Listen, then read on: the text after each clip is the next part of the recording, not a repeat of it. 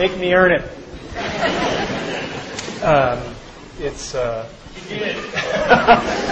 It's wonderful to be here. What Indira didn't tell you is that this lecture series used to be called The Last Lecture.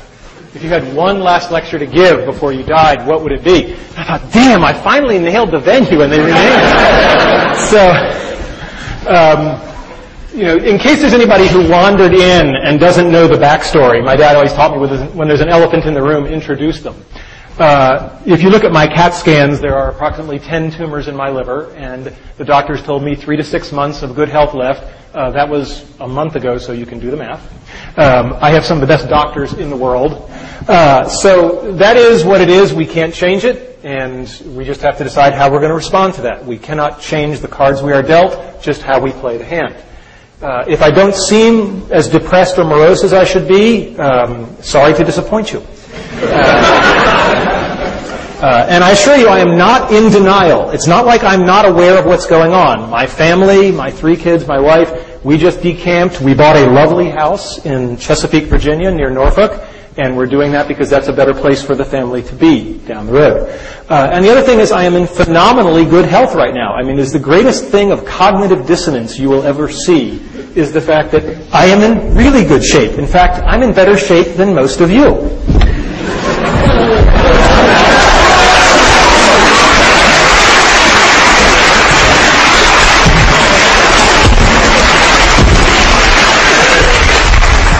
So anybody who wants to cry or pity me can come down and do a few of those, and then you may pity me. All right, so what we're not talking about today, we're not talking about cancer, because I spent a lot of time talking about that, and I'm really not interested. If you have any herbal supplements or remedies, please stay away from me.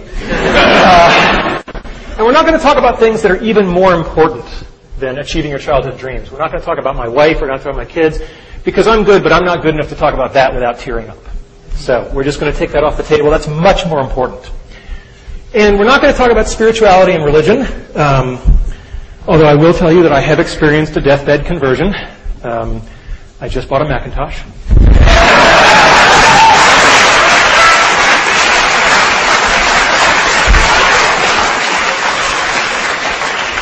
Now, I knew I'd get 9% of the audience with that, but...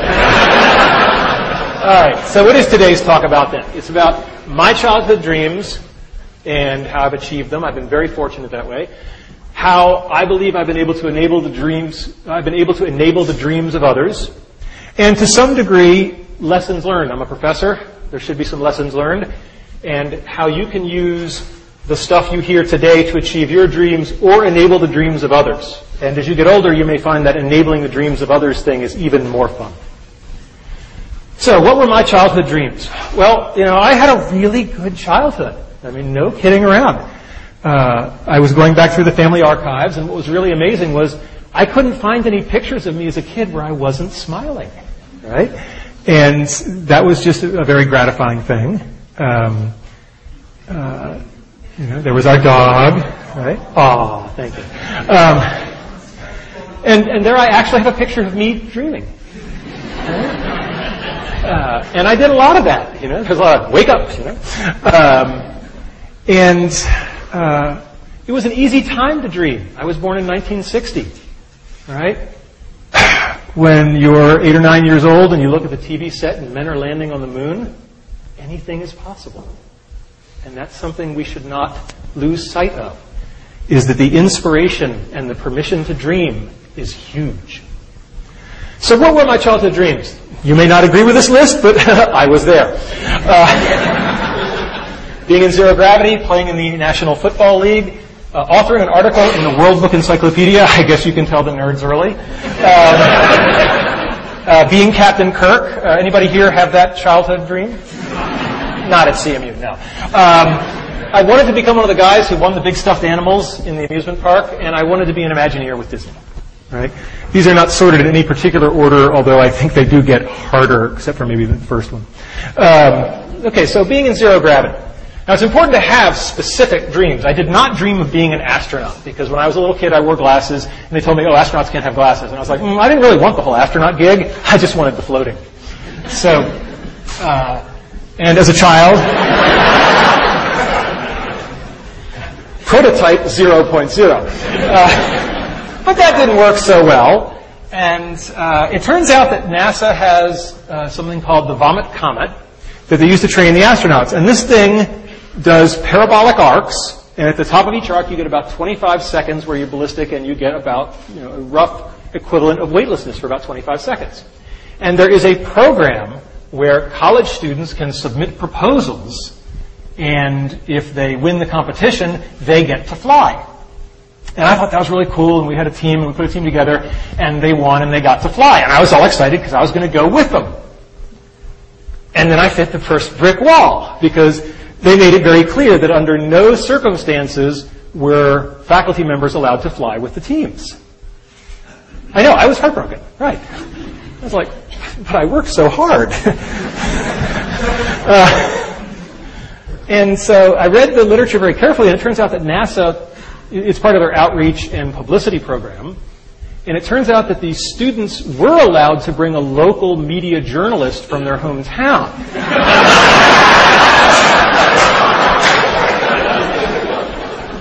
And Randy Pausch, web journalist. It's really easy to get a press pass. So I called up the guys at NASA and I said, I need to know where to fax some documents. And they said, what documents are you going to fax us? I said, my resignation as the faculty advisor and my application as the journalist. And he said, that's a little transparent, don't you think?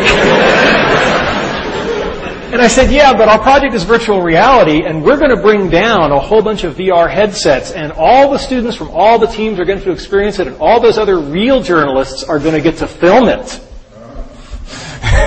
Jim Foley's going, you bastard, yes. And the guy said, here's the fax number. So, and indeed, we kept our end of the bargain, and that's one of the themes that you'll hear later on in the talk, is have something to bring to the table, right? Because that will make you more welcomed. And if you're curious about what zero gravity looks like, hopefully the sound will be working here. All